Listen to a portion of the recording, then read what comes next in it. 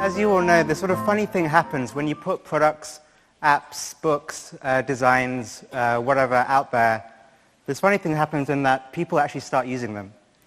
And some of those people write reviews. So I thought it would be fun to start by sharing a recent App Store review of one of our products. Now it starts really well. Excellent design and program made this app a delight to use. I'm loving this consumer at the moment. It's elegant and intuitive. I'd say it's one of the best interface designs I've ever seen. Wow, amazing. The problem is with the voices used in the guided meditations. They're sharp, rushed, bland, and in the case of one male voice, positively irritating, making about 2/3 of the content obnoxious. 3 stars. Now, as those of you know who sort of self-funded companies like me, like ours, the best talent is the cheapest talent. So obviously that one male voice happens to be mine. They didn't know that when they write that, I'd be reading that. But so if you're, statistically, there'll be someone in the room who finds my voice bland and obnoxious. And that's pretty bad news, given that it's about 20 minutes I'm about to talk. If you are that person, this is Nessie. Nessie is my dog. She is the cutest dog in the world. If you ever you just find the rest of the talk unbearable, either what I'm saying or how I'm saying, think of her and everything will be all right. So when you've done a lot of meditation like I have, over the years of your practice, different parts of your life start to become part of your practice. More and more parts of your work, your relationship, all becomes fodder for this investigation, this awareness, this inquiry, and so on. And so what I thought I'd like to actually share with you is some research. And this research sample happens to be of a group sample of one, namely myself. And so in the last sort of 3 or 4 years in which I've been making products, I've also been looking at the experience of my experience of that through the angle of meditation, through the angle of like looking into my mind, looking into what that experience is like. And I want to share essentially some of what I found and what I continue to find on a daily basis as I make stuff, as we make stuff. And what I've actually found is that the overriding experience I have is that I'm afraid. So there's this term, FOMO, the fear of missing out. It's actually the thing that drove me to make stuff in the first place. And the more and more I looked into the idea of fear and in this sort of weird world of startups and apps and the digital economy or whatever, what I found was that not only is FOMO the reason we as makers make, it's the reason investors invest, and it's the reason consumers consume. So in a weird way, the whole digital economy is sort of built on fear, which is quite interesting. This word FOMO is a little bit too cuddly for my liking, because ultimately what we are talking about is this big word, the F word. It's fear. And so as I started looking, especially the last 2 years in particular, I've spent a lot of time looking into my own fear. And what happened was, as I looked more into that, I was listening to a Pink Floyd album one day, and joke for the prog rock fans in the room, and I looked at fear in a lot of detail. So one of my favorite things to do, because I'm a weird sort of meditation geek, is look at sort of experiences in quite a lot of detail. And I sort of started with looking at the fear, and the closer I looked at it, it started to resolve into 4 flavors, to 4 types of fear. And I just want to share those with you, because I feel that I got a sense, having spoken to some of you already, that these might be some types of fear that you recognize. So the first fear is sort of the classic FOMO. other things other people are going to make things. So in my case, this whole area of mindfulness is really popular now and is growing and growing. And I was scared sort of 4 or 5 years ago that as this sort of early stage industry and area of work developed, that people would make stuff, and I didn't want to be that guy in 5, 10 years' time who just went, oh, I could have made better stuff than that. This was incredibly motivating for me. So that was fear one. That was sort of the first thing I said. It was very obvious and very clear. The second one was that through the work, just the general stresses, as we've heard, of making stuff, that me and my team would burn out. And that's incredibly embarrassing to start with when you're making stuff which is designed to reduce stress in other people. Not only is it embarrassing, it's also important that we didn't want to go through that experience ourselves, but also when you're making a product which has this sort of outcome, I really strongly believe that the whole supply chain of that should in some way be imbued with a sense of the qualities that the product is trying to result in.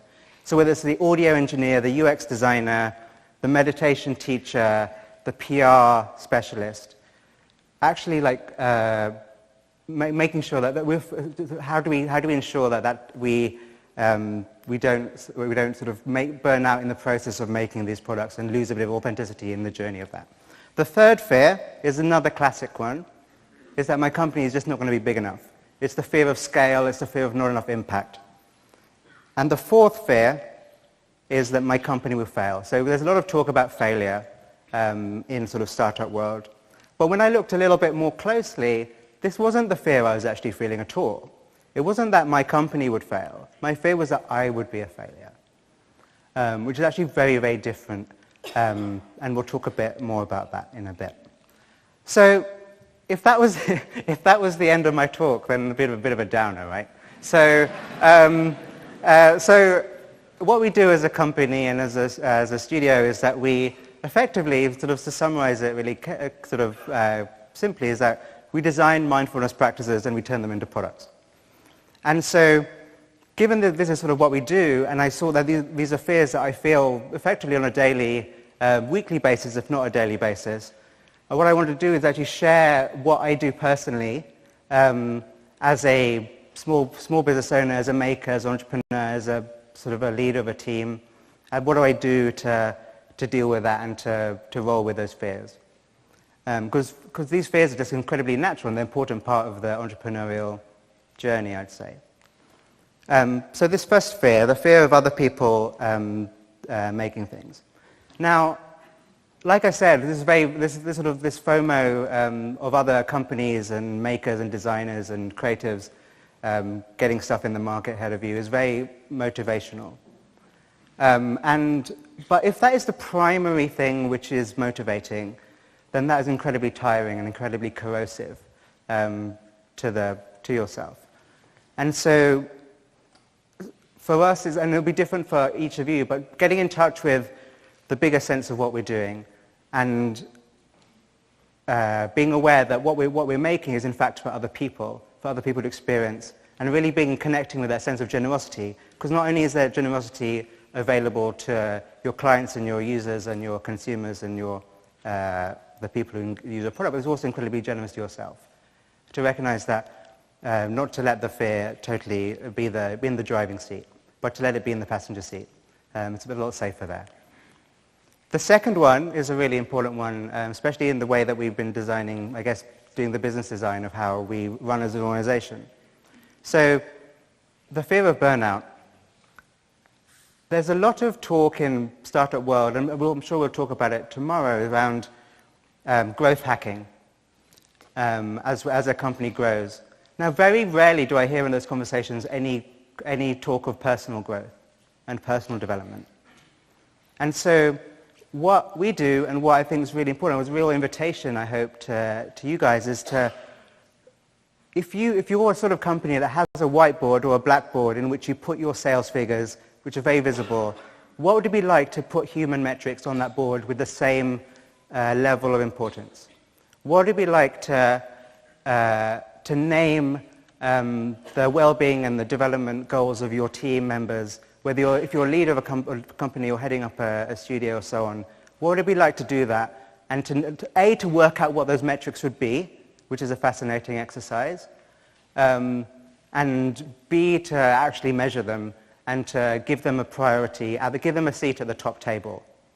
And so if you're in a small company, you might do it through a mechanism like the whiteboard where you put up your app sales or whatever. But if you're maybe within a larger company, you can still go through this exercise of actually working out what are those metrics that, for me, that I'm trying to support in myself, and actually tracking them over time. And if you're and hopefully you'd be able to, if you're able to share that kind of information with your boss or your management structure and your teams, and can also correlate that information with some sort of productivity metric or some other more classic metric, that could be a really powerful thing. Because so it's really a real invitation and something that is really important to us, because when we were designing the way our business was setting out, just placing these metrics and these ideas and building the lifestyle of the team members into the success of the company was a thing that was really important. And it's still quite early in our journey of that, and I'm happy to share in the coming years how we get on. The third, the fear of scale. Am I making enough impact? So a few years ago, we'd put out our first sort of prototype product, and to sort of celebrate, after about 6 months or whatever, I hosted a dinner for a number of people who'd been really helpful and supportive of the app. And about that time, we'd sold about 15 or 30,000 units of this particular product.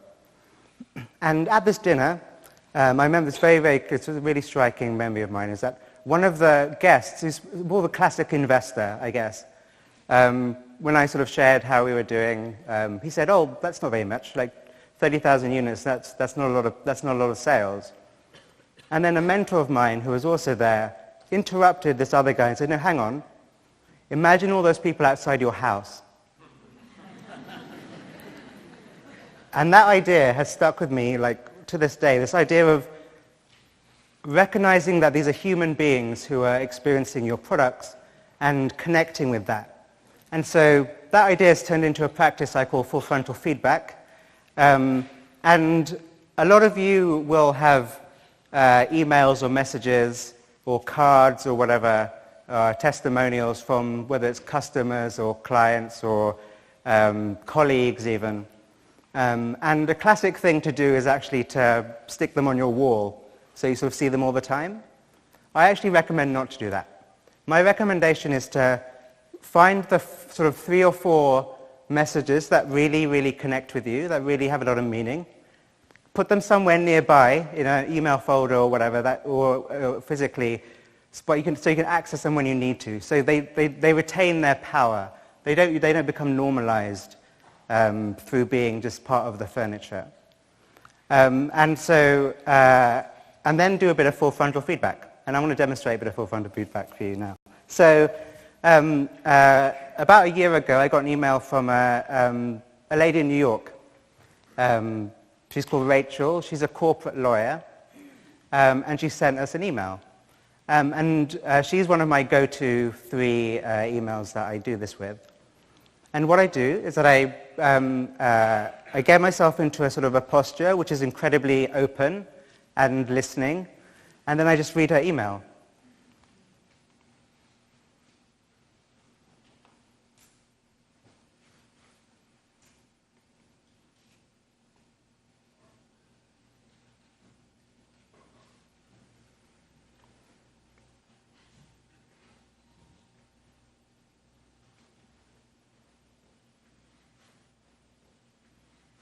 Now, in this moment, what does scale mean? When you can hear that, when you can hear Rachel's, when you can hear from her what she's done, really listen to that. Right now, it's like scale has no meaning for me. It's that sense of that's enough. That's enough. How much is enough in this moment? And that is enough.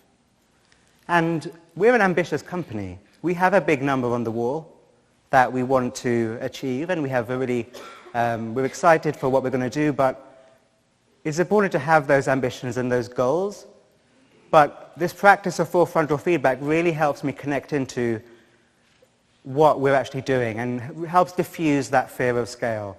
And just as before I move on, just to let you know, the caveat is that Rachel is working with a clinician. She's not switching all her medication for using a digital product. So for people in the room who are worried about that, this is part of a much longer email in which she talks about her therapist and her clinician, and she's doing great. And she's excited that I was here in New York. And the fourth fear, this fear of being a failure, not fear of failure, fear of being a failure. And the practice, this is the big one, this is the hard one, this is the big guy, I guess. Decoupling self and work. Because if I am my work, if I am my product and my product fails, then I have failed. If I fully identify with my product and then it falls over, then just through sort of classic logic, I have fallen over. And that's a really dangerous place to be in a volatile world where attention's all over the place and you don't know what's going to stick and what's not going to stick. So decoupling self and work. So I'm just going to share with you a very, very quick practice. So in the mindfulness tradition, we often use phrases. And I've got to be really clear on this. So these phrases aren't affirmations. They're not like classic sort of 90s power affirmations. These are statements which when we read on them and reflect, this is the practice. So we read on them and reflect on them, and we notice what happens. So it's not about believing the words, it's about taking on the words and then noticing what comes up in the mind in response to that. So the first one, let's start easy. It's so obvious, I'm not my Twitter bio. So reading your Twitter bio, whatever, the way you describe yourself, your little thing, and then actually like realizing that that's not necessarily you. The next is a bit harder, actually. Actually, I'm not my resume. I'm not my portfolio of work. That feels a little bit harder, but I'm interested in that reaction. The third is harder still. I am not my company. Those of you who are sort of either co-founders or run small companies, or even if you're really sort of, we often identify really strongly with whether in a small company or in a big company. So this idea of I am not my company, what does that feel like? Being interested in the response to that. And the fourth one is the hardest of them all. I am not my work. Just holding that statement, noticing that, but I am my work. I put everything into it. The practice is just noticing that movement, noticing the struggle and the pain of that movement. And just seeing that pain, seeing that movement, seeing all the thoughts that come up when we actually try and take on these statements is the practice of mindfulness and will help actually diffuse some of those fears and start decoupling self and work. And then that's where the magic happens. So that was my invitation, so thank you very much.